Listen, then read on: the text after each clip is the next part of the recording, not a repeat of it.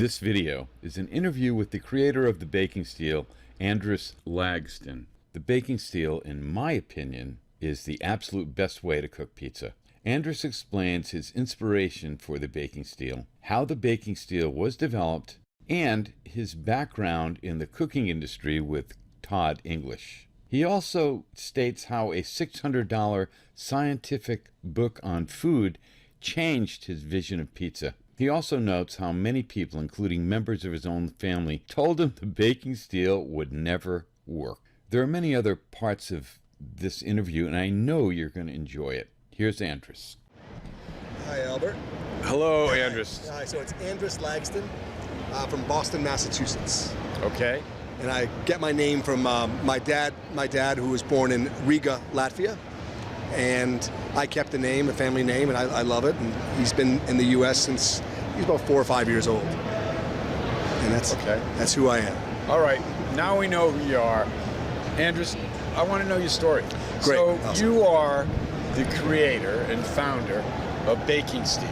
Correct. And so Baking Steel is, actually, let's say it's a better mousetrap. It takes the place of a pizza stone. Now, those of us who have made pizza for a long time know pizza stones break, and I've broken a number of them over the years. But the cool thing about baking steel is that it is totally unbreakable. It's unbreakable, indestructible. Okay. Which is one great major benefit of it. But the real benefit I find is the way it makes pizzas at home. And we know that steel conducts energy well, but it stores 18 times the energy of a stone. So what you get is this amazing crust in like less than half the time it bakes in your home oven. So we're looking at sub 4-minute pizzas at home. And if you're making pizzas at home, anything over that 7-minute mark, it begins to dry out the dough. So not on a steel. So we love it. Okay. So what is the baking steel story? How did it come about? I guess it's a life. I'm 48 years old now, so it's a lifelong of experiences. And I grew up in the restaurant industry, I guess on my own. I'd work in high school. I worked, flipping pancakes at a breakfast place. And I loved culinary arts, so I went to culinary art school in Baltimore, and I studied. Just loved it. Loved working in restaurants. After I had graduated, I taught tennis out in California. I did worked in restaurants, and I moved back to Boston. And my last culinary adventure, professionally, was with Todd English at his Olives and Figs restaurants. I began with Todd slinging pizzas at his Figs, where we did a Roman-style crust, which was awesome. And then I left. I didn't leave, but I got moved up to ultimately his management team at Olives, and I had a blast working with Todd. So it was really fun, and I got a really intimate knowledge of his pizzas, and I could make his pizzas at home. I had a pizza stone at the time, and they were good. I always thought you needed that wood-fired oven. And if I could interrupt you, Andris, here's a quote. I love Todd English for what he says. This is one thing that he says, and every time I teach a pizza class at school, is what I say. I pull out the Todd English quote, and it is never trust around pizza. Yes. And so that's what I would say. So true. In fact, if you had been to Figs or one of Todd's restaurants, we had these big oval, not even perfectly oval-shaped pizzas, and what the reason was, at the time, back, and this is like the early 90s, we would talk about perfectly round pizzas generally made, they were manufactured by a machine. So, and we know that's not great. So we want hand-stretched doughs that aren't going to be perfectly round. And that was I think the story behind, let me hold that, the story behind his never trust the round pizza, which was amazing. So I left the restaurant industry after a couple of years with Todd. I got working long hours. I was getting a little burned out. My dad was looking for help at his manufacturing plant, and he had about 30 employees. And what my dad does, he designs and manufactures products for the construction equipment makers, like Caterpillar, John Deere, Volvo. And I've been essentially doing this with him for the last 15 years, my dad. Because I'm a foodie at heart, So I've continued making pizzas, making good pizza at home. And I'll go back to that. I always just thought you needed that wood-fired oven to make great pizza at home.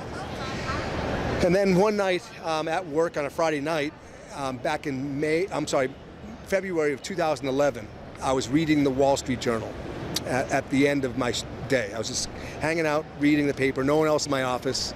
I'm reading about the launch of this new cookbook that was written by Nathan Myhrvold, who's a former Microsoft exec, CTO. And Nathan opened up these test kitchens in Seattle, and he started documenting everything that he was doing. And his background is as a scientist. You know, he went to college at age 14, so he's a super intelligent person. And so he started documenting food techniques and challenging everyday things and studied it. And he wrote this book called The Modernist Cuisine. And it was a 5-volume, $600 food science book. It was a deep investigation into the physics and the math and the science of cooking. Anyway, as a former foodie, I thought this was interesting. And so I was reading the interview on the Wall Street Journal. The Wall Street Journal started peppering questions at Nathan. And I remember the third question was how to create Neapolitan style pizza at home. And my eyeballs lit up. And like, how do you do this? And because, like I said, I mentioned before, I have all the recipes. I can make great pizza at home or good pizza at home. I just didn't have the wood-fired ovens. So when I read this, I paused. And I was waiting for the answer. How do you do this, Mr. Myhrvold? And he literally said to Google your local steel shop and cut out steel for your shelf. And my eyes, and I think the first word I said out of my mouth was and the reason was, as soon as I heard it, it made 1,000% sense to me. We knew steel conducted energy well, but now we knew it stores energy well. So I ran out to my plant, and I grabbed some steel that we use for a Caterpillar part, and I brought it home, carried it home on my side. My wife's like, "What are you doing with that steel?" I said, "I'm making pizza." She said, "I'm not going to eat it," because it was rusted up. And so I made pizza that weekend and was literally blown away. For the first time, I had a beautifully charred bottom crust in my home oven. And so literally the baking steel was born that weekend. And I'm getting goosebumps now thinking about it. I went back to work that week, like Monday, told my brother, my father about, and they were like, "Cool, Andris, good idea, but we're a construction company and we're selling, good luck trying to sell that." And so I had my doubts too, right? Out of the gates. I shelved this thing for literally 7 months, where I thought about it, but we were too busy working and making these things, and but it was still kind of stuck in my brain. This, what we call it, it wasn't baking steel yet. To me, it was a pizza steel, and I spent, that summer and that fall doing a lot of yoga, doing a lot of reading on just life in general, and woke up one December morning with that that drive that I'm going to bring this thing to life.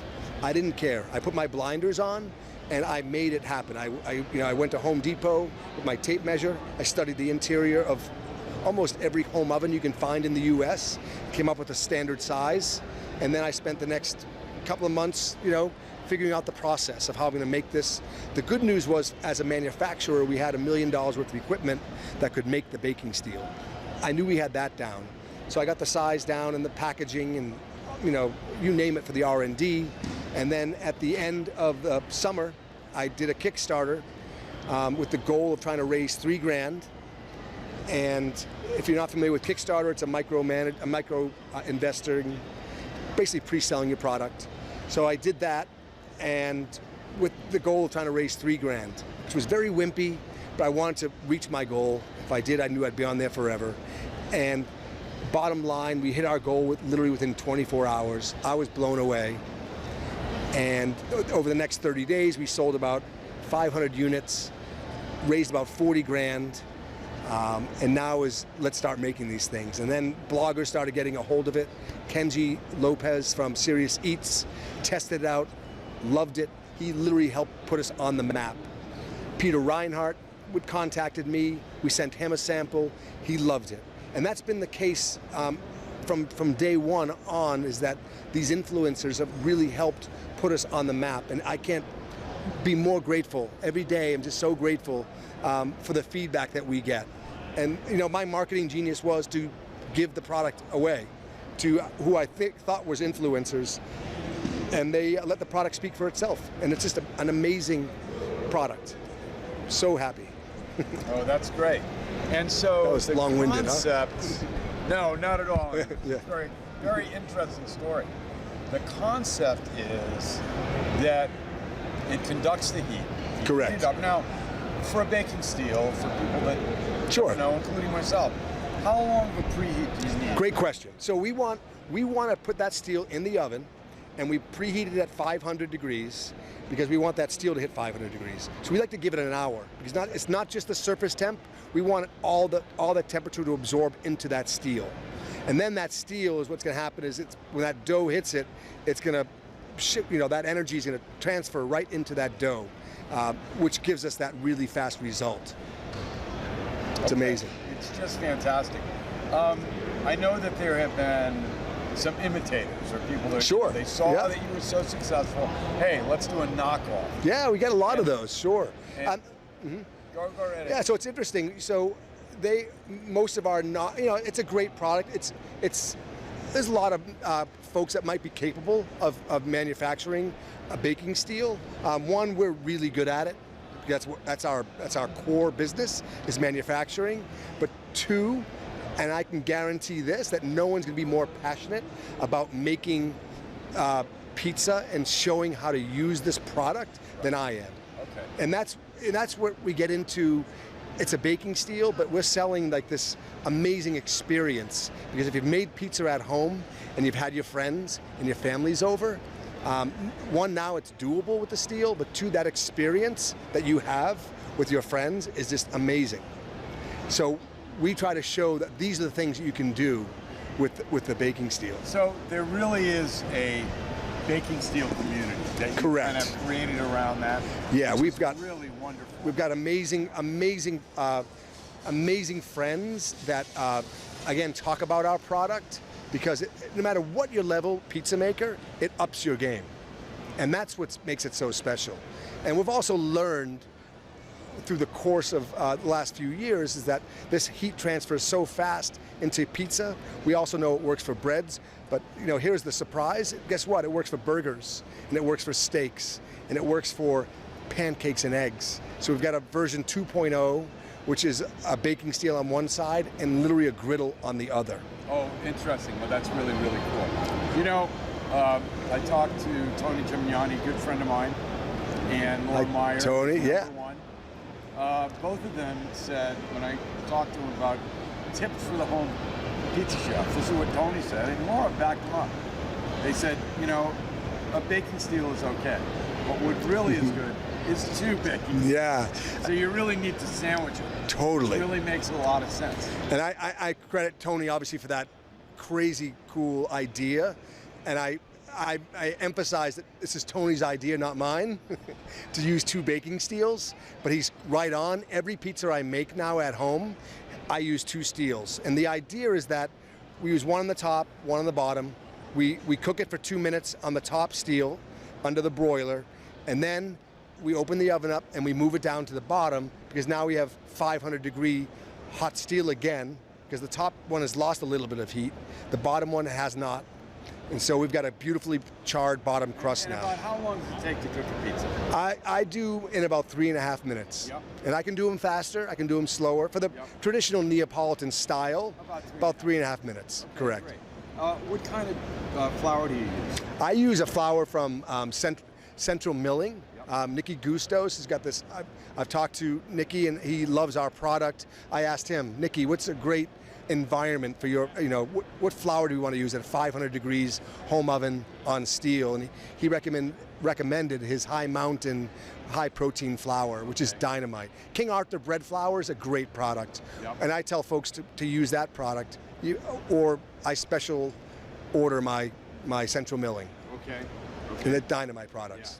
That's fantastic. That's You know, right. the other thing that you talked about, and I think it's really important to say that you demonstrate how to use baking steel. You're not just a guy that sells it. No, You yeah. tell people, hey, I want you to use it. So you have a lot of great videos, and I'm a fan of your video Thank you. channel. They're done very well, very educational. Thank you.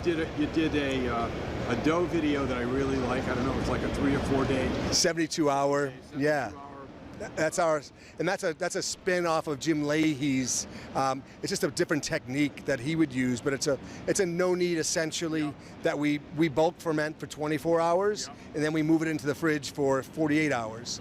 So by Friday, you know, we tell folks if we want pizza on Friday night, make your dough on Tuesday.